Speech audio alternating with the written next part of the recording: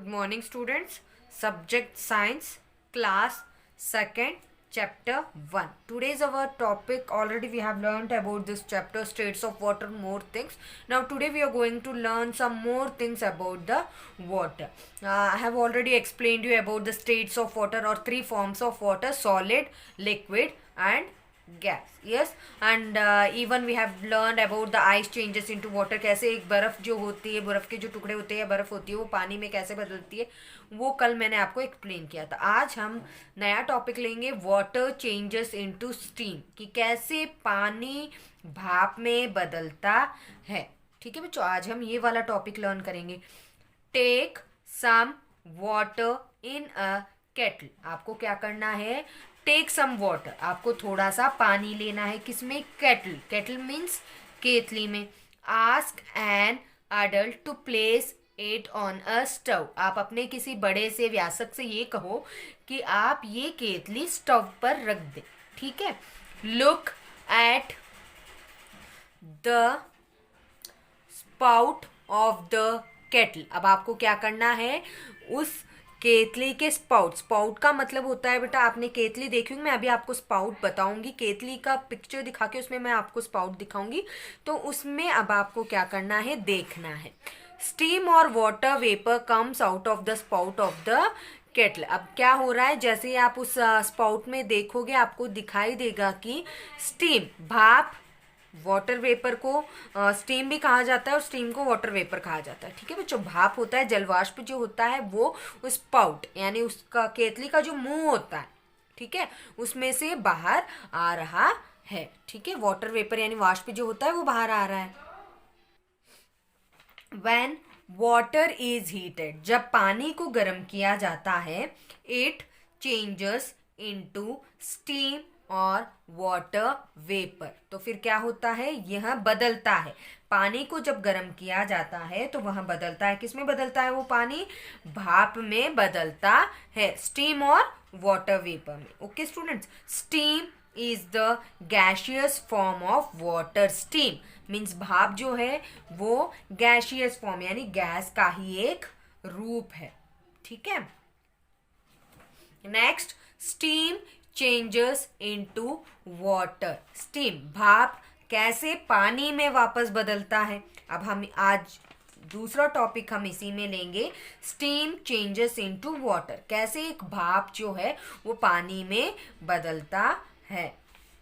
Hold a plate near the spout of the kettle filled with hot water. अब आपको क्या करना है? जो केतली केटल आपने स्टोव के ऊपर चढ़ाया था और जिस स्पाउट में आपने देखा तो आपको दिखाई दे रहा होगा उस मुंह में से धुआं निकल रहा है यानी भाप निकल रही है. तो अब आपको क्या करना है? वहां पर एक प्लेट, एक थाली या जो भी प्लेट होती है वो उस मुंह के पास पकड़ के रखनी है. What do you see. अब आपने क्या देखा वहां पर?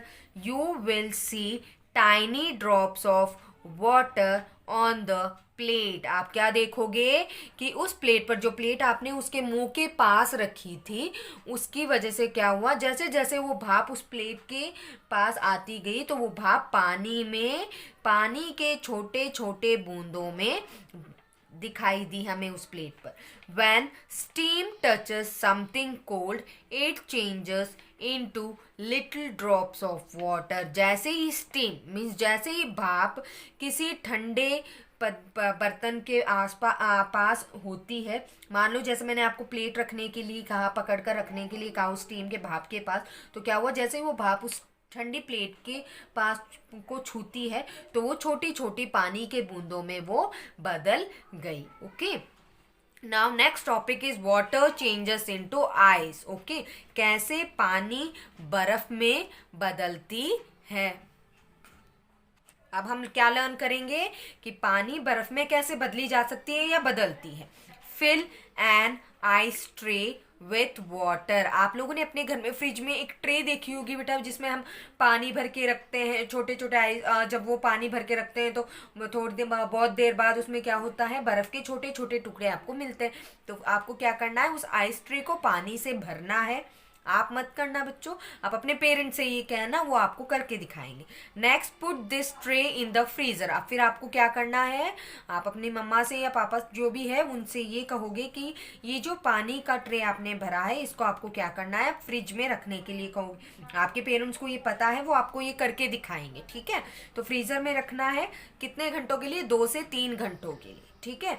You will find that the water changes into ice. फिर आपको क्या पता चलेगा, आपको ये मिलेगा कि जो पानी आपने ट्रे में भर के रखा था वो आइस यानी बर्फ में बदल चुका है, ठीक है बच्चों। आपके फ्रिज में ऐसे बर्फ की ट्रे होगी, उस बर्फ की ट्रे में आपको पानी भर के फ्रीजर में रखना है, ठीक है। फ्रिज में नहीं, फ्रीजर का जो ऊपर का जिसमें हम आइस जमाते हैं, कहते हैं ना आइस जमती है उसमें, तो उसमें रखना है आपको। तो उससे क्या होगा, 2 से 3 घंटे बाद जब हम उस ट्रे को बाहर निकालेंगे, हमें उसमें बर्फ के छोटे छोटे टुकड़े जमे हुए दिखाई देंगे, ठीक है, मिलेंगे। Okay students, now we will learn the word meanings of this chapter.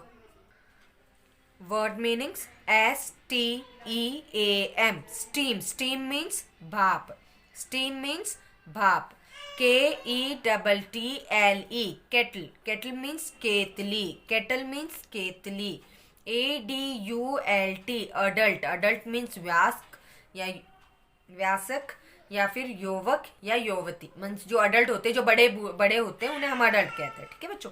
Spout, SPOUT, spout, spout means टॉन्टी। मैं आपको इसकी पिक्चर अभी दिखाती हूँ, ठीक है बच्चों। I will show you the कि केतली में स्पाउट कौन क्या है। GASEOUS, gaseous, gaseous means गैसीय या गैस, ओके। gaseous means गैसीय या gas. HOLD, hold, hold means पकड़ना, hold means पकड़ना। TINY, tiny, tiny means बहुत छोटा, tiny means बहुत छोटा। DROPS, drops, drops means बूंदे, drops means बूंदे। जैसे कि मैंने अभी आपको समझाया था कि जब उस केतली के स्पाउट यानी मुंह के पास हम एक ठंडी सी प्लेट रखेंगे तो क्या होगा, छोटी छोटी बूंदे उस प्लेट के पास दिखाई देंगी हमें।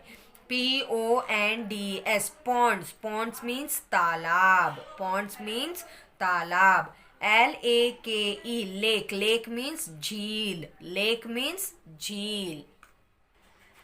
RIVER, river, river means नदी, river means नदी।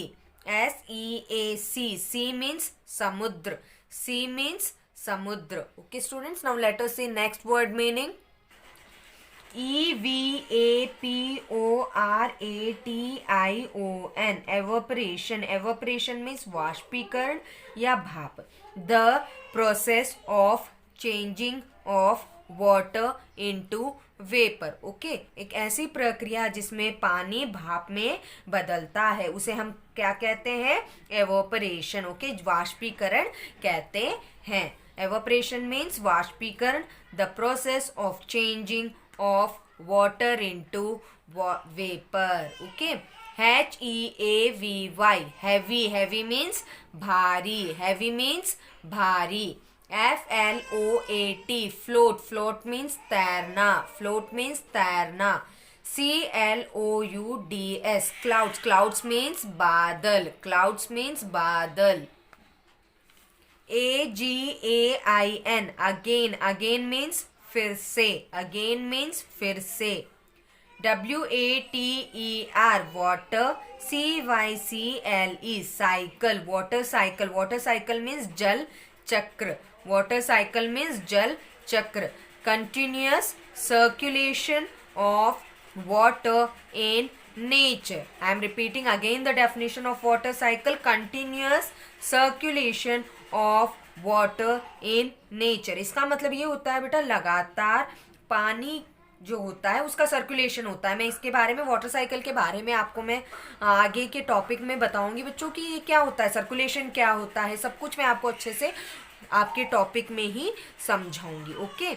वाटर साइकिल मीन्स जल चक्र, continuous circulation of water in nature. Yes students, you have to read the textbook what ever I have explain you, जो भी मैंने अभी आपको एक्सप्लेन किया था वो पूरा टॉपिक आपको टेक्स्ट बुक में से रीड करना है, और इसके बाद आपको अपनी नोटबुक में फेयर और नीट क्लीन हैंड राइटिंग में आपको अपनी वर्ड मीनिंग्स उस नोटबुक में लिख कर याद करना है, ठीक है। जब मैं आपको रीडिंग करा रही हूँ तब आपको क्या करना है, उन्हें दोहराना है ताकि आपकी प्रोनाउंसिएशन में गलती ना हो, okay. So learn and write the word meanings in your notebook and read the passage, paragraph also. Okay. Have a nice day.